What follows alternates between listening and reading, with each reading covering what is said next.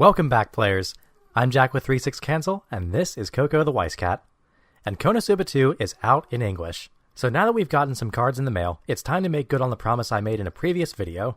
Do you remember Megumin's Cabbage Dream? This was our deck tech for a Konosuba deck that was all about the most popular girl according to the polls, and the least popular vegetable according to children. And when we ended that video, we mentioned that when Konosuba 2 came out, this deck would get a serious overhaul, and as if I could see the future or something, it happened exactly as so. This is our new Megumin deck. Sadly, we had to drop the cabbages since there's a real level 1 combo now. But it's like that with a lot of new additions. Players, the mediocrity has been totally wiped from this deck. Some of the cards that were clearly filler, or good but not great, have been dropped. Now every slot in this deck is super tight because Konosuba 2 added Megumin tech that was off the fucking hook. This is a giant shift for this deck, which is why I call it a meme to meta transition. I would not be surprised if you saw a lot of these cards in front of you in the next regional season. Naturally, I'm not a fortune teller contrary to my previous statement, so I'm not sure, but I'd bet a few SRs on it. Alright, so we see some pretty serious changes across all levels.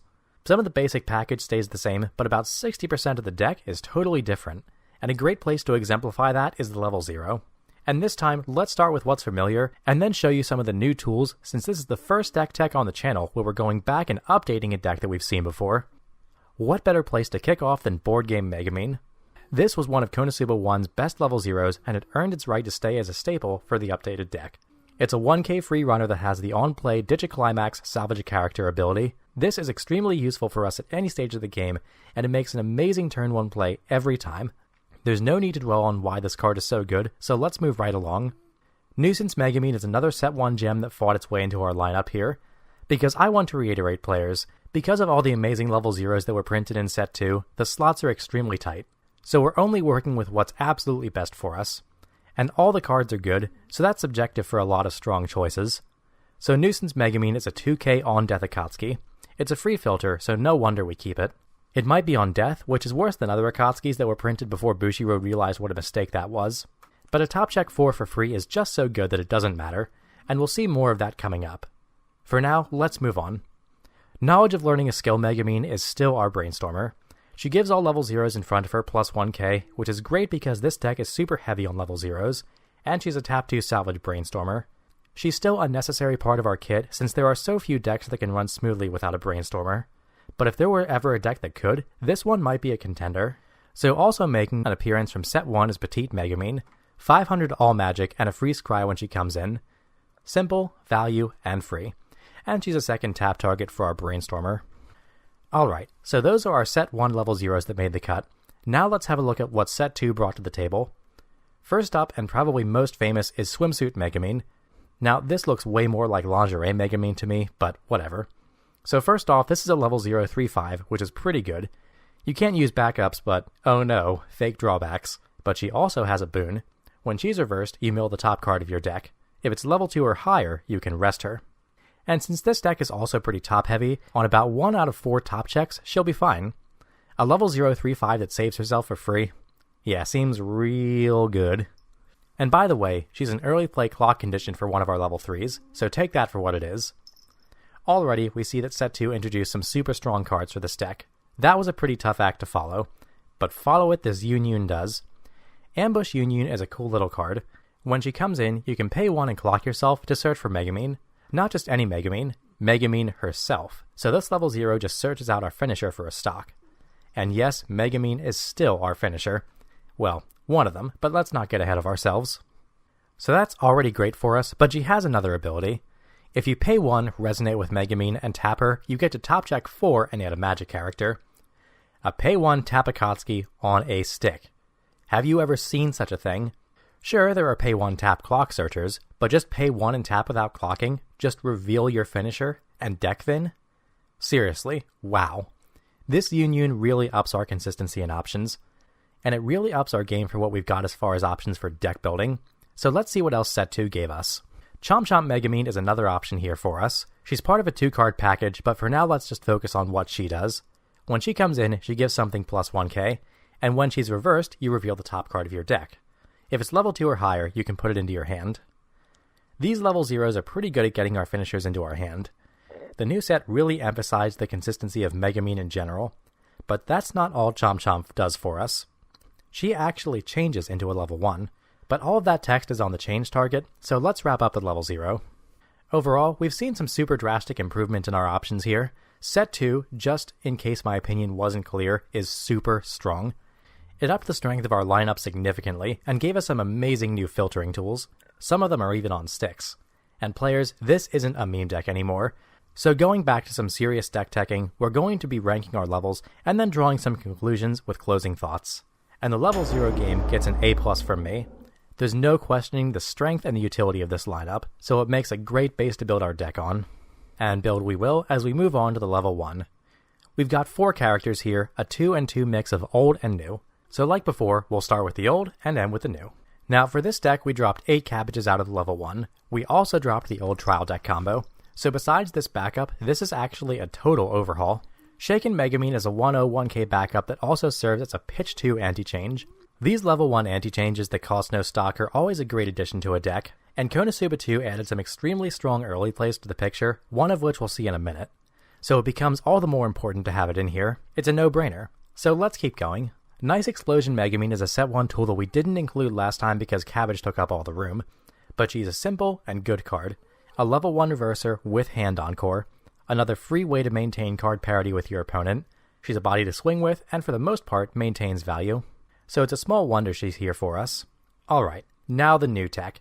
And this is where we see the addition of more Yunyun, adding some much needed dimension to our somewhat flat deck. Let's start off with Coming with Gifts Yunyun. She's a level 1 6/5 for no stock that, when she comes in, has to give an opponent's center stage character plus 3k until end of turn. That's pretty easily played around, so that's not a huge deal. But that's not all. When a card called Chomp Chomp Megumin is put into your waiting room from the stage, and this card is in your waiting room, you can pitch a card and put this card on your stage as rest in any position. So, a few things. First, if you do the change, you don't need to give anything plus 3k until end of turn.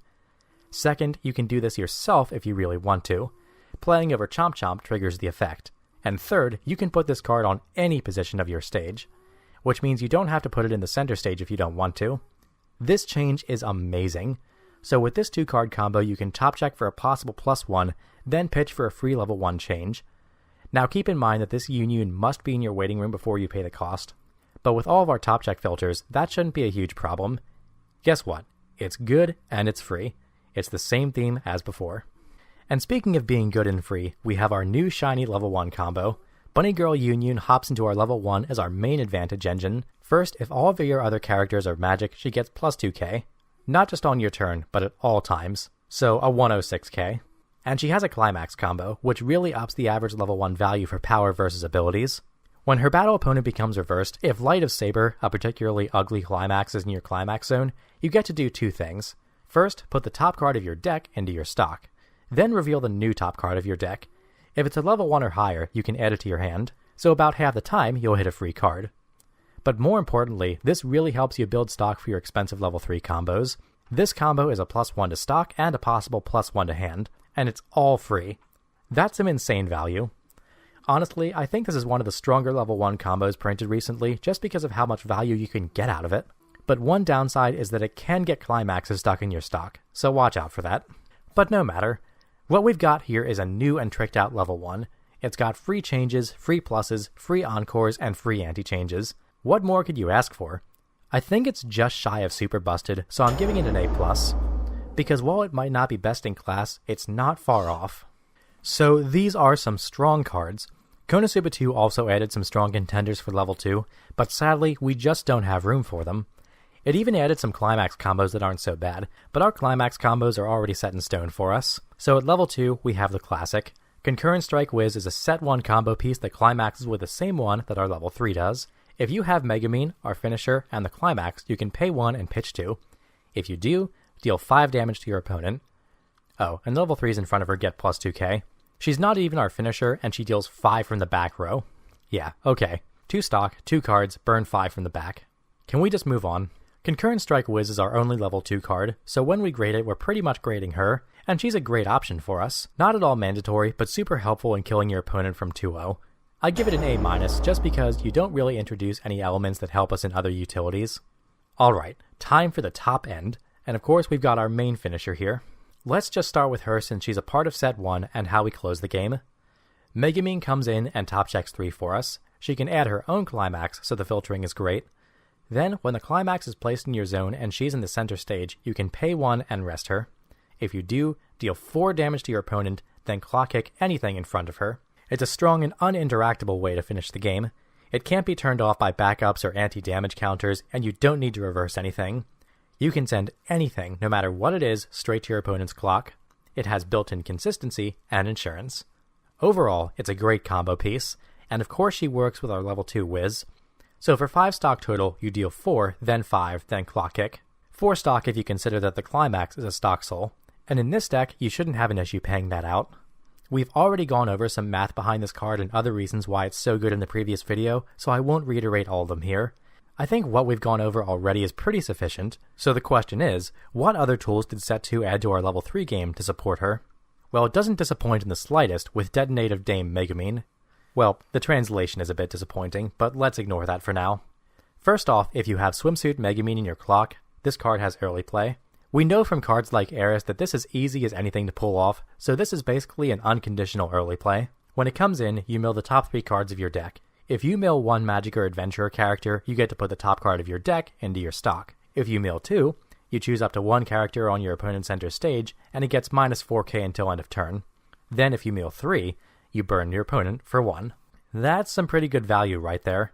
Pay 1 stock for an early play that bombs for 4k and burns. So not only can it burn off any climaxes on top of your opponent's deck, it can also make things smaller so that your Yunyuns keep their value and can keep reversing for free top checks in stock. This is just an amazing support card for this deck. It's the perfect play at level 2 every time. It comes in and gets immediate value. Even if it gets anti-changed or reversed, it doesn't really matter. What a great early play. And by the way, you can lay down 3 of these for 3 stock. Consider that. Do I really need to keep explaining why this card is in here? I don't think I do, so let's move on to the last card in the deck. Powered Up Explosion Magic Megumin. I want to say before we get into this card that I don't really care for the art on it. It just seemed like an odd frame to choose for a card, especially considering how much budget the show blew on Megumin's explosion sequences. But that's about where my gripes with the card end.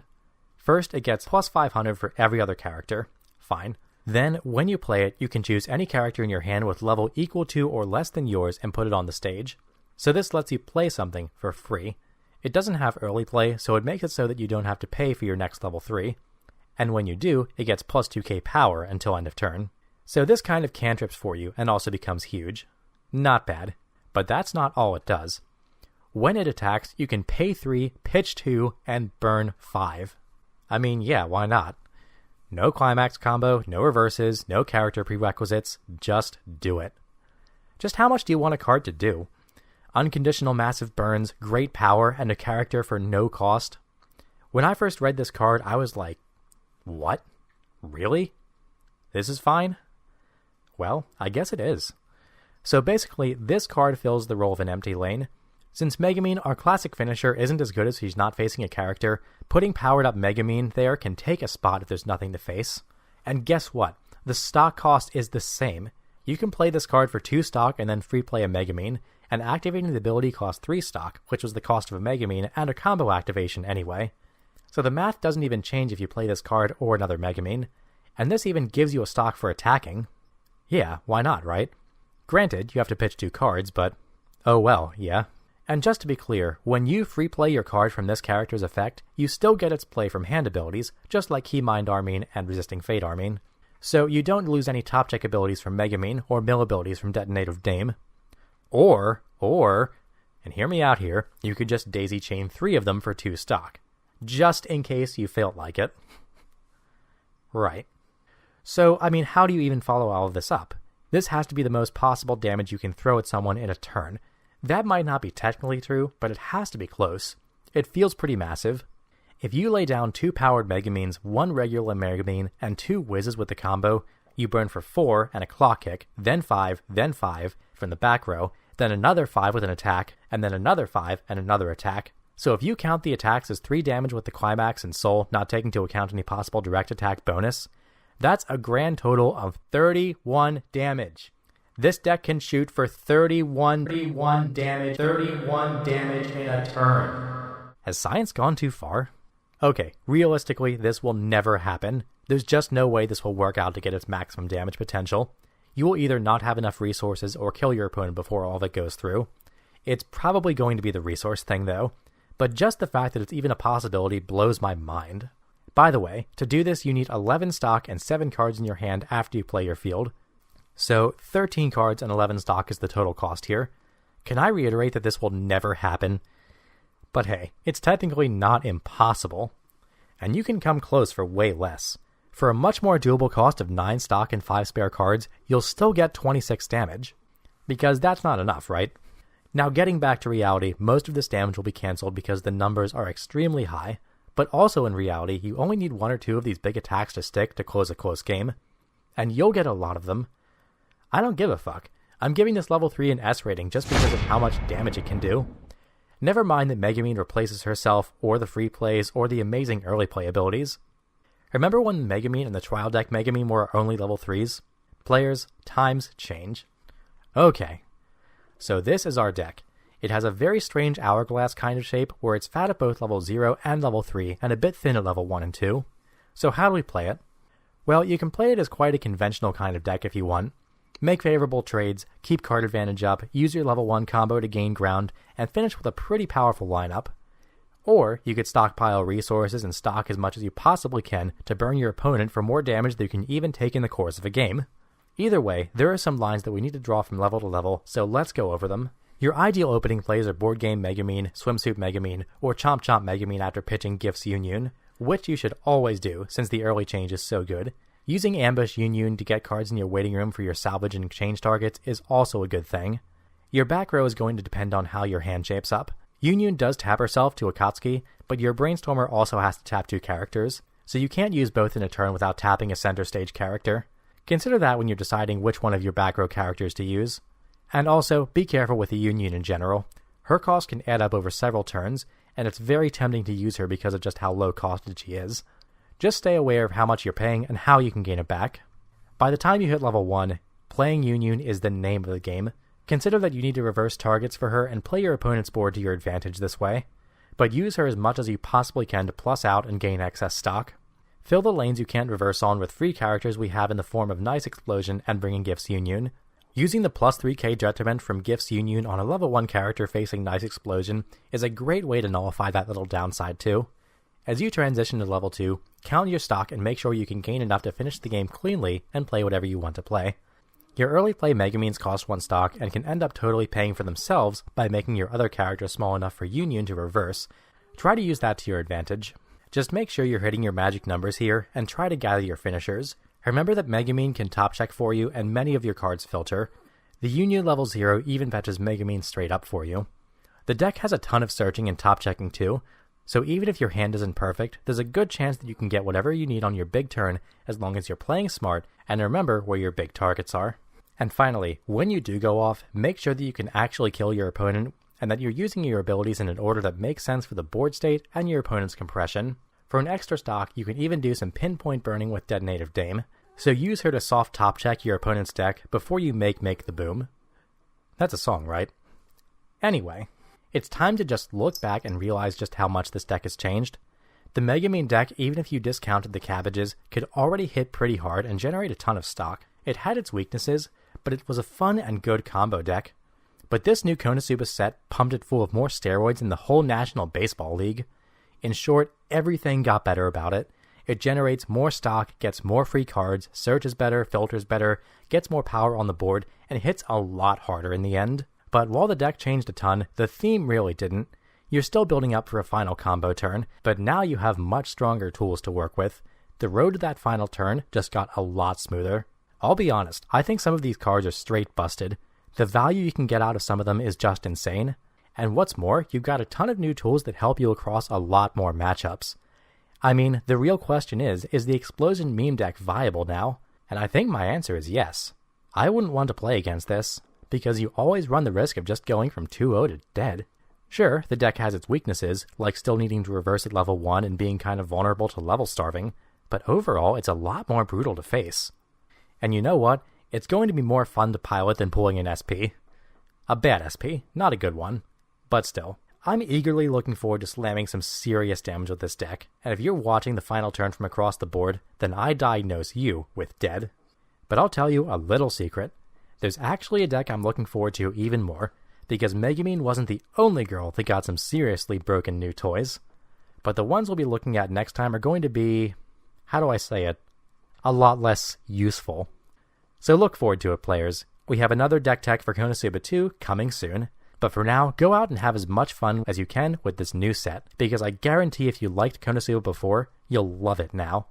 So go out and hit someone for 31 damage to the face. And as always, thanks for watching, players. Peace.